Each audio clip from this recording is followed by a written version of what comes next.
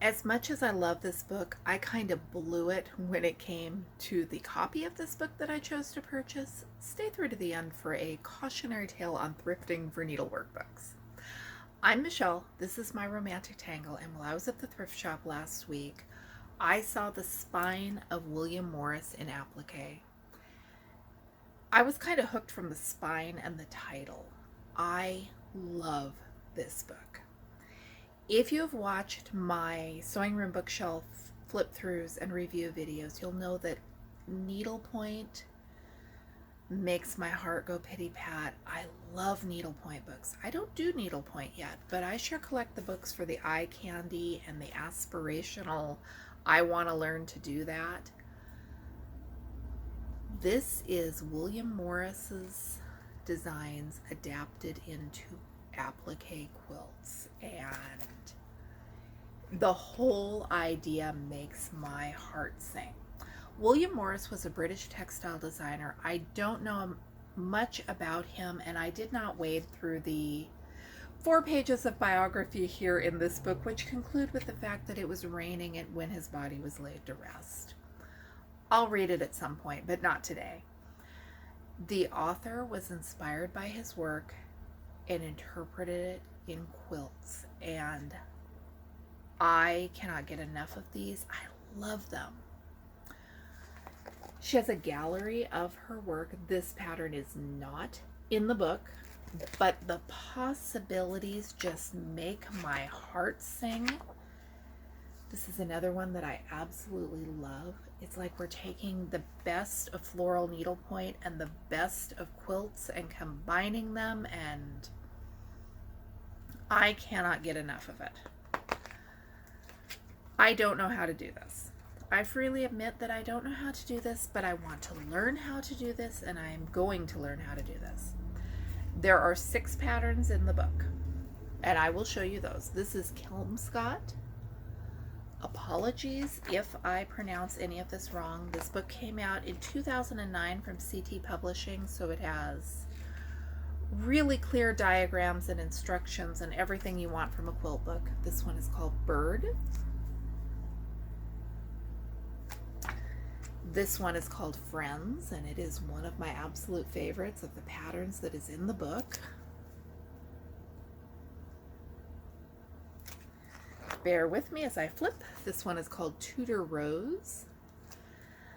Reminds me of Rosa Sharon quilts.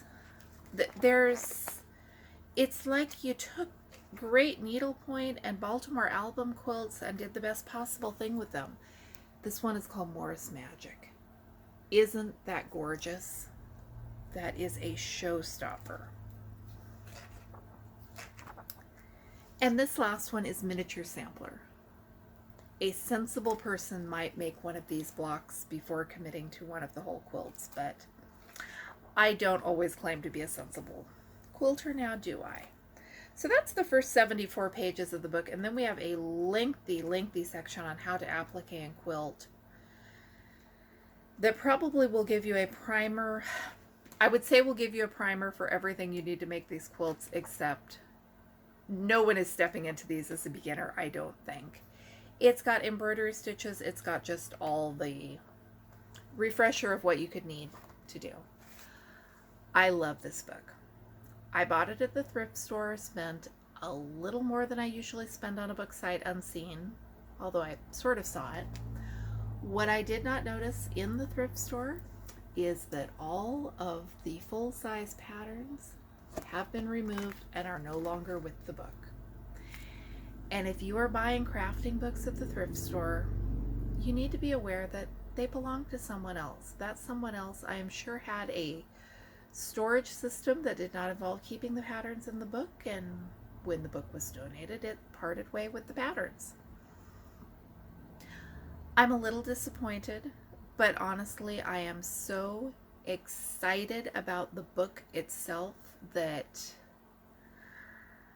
I'm not too torn up about not having the patterns. If I decide to make one of these as designed, I'm gonna have to dig up another copy of the book, but I am surprisingly okay with that, and I am glad that my mistake happened with this book and not something where I really would have needed those patterns. It's applique, so if worst comes to worst, maybe I could draft patterns from the pictures in the book or something. The book is still in print, so all is not lost. I have learned from my mistakes.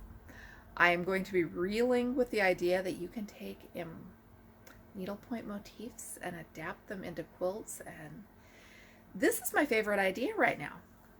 Have you done anything like this? Would you do anything like this? Does the thought of applique fill you with joy or dread? Let me know in the comments below. I'm Michelle, this is my Romantic Tangle, and I'll be back with you with more videos soon.